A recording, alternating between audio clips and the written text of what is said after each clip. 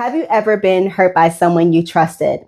They lied about you, they betrayed you, abused you, maybe they rejected you, overlooked you, or intentionally tried to stop what God was doing or about to do in your life. And you ask God, why would you allow this to happen? Well, let me encourage you today.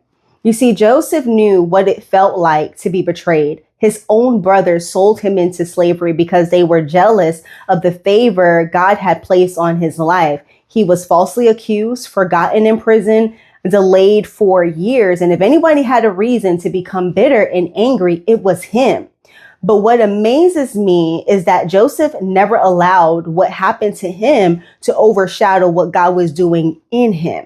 Years later, when Joseph stood face to face with the very brothers who had betrayed him, he said, "You meant evil against me, but God meant it for my good."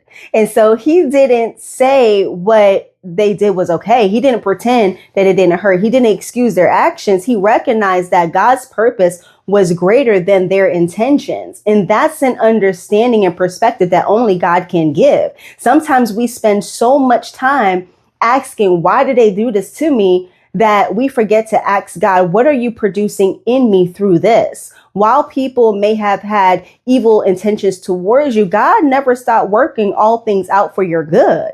What they did may have caused you pain. Yes. What they said may have wounded your heart, but what they did can never silence God's calling and destiny on your life. The enemy may have intended to discourage you, delay you, or destroy your confidence. But our God is a redeemer. He has a way of taking what was meant to break you and using it to build you up. Romans 8:28 reminds us that God works all things together for the good to those who love him and are called according to his purpose. That's you. Scripture does not say, that all things are good. Betrayal isn't good. Rejection isn't good. Abuse isn't good. Loss isn't good. But God is sovereign, that he can take what is broken and what is not good and weave it into something beautiful for his glory. Maybe you're carrying wounds today that no one else knows, right? Maybe you're still trying to understand why someone treated you the way that they did. May I encourage you for a moment? Don't allow the actions of people to become the defining story of your life.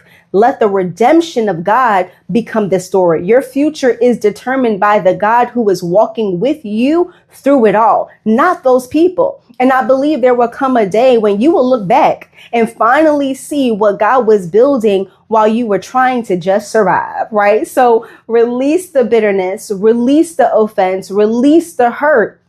Trust God's timing and keep your heart soft. Keep your heart open, because what people meant for evil, God is still able to turn it around for your good.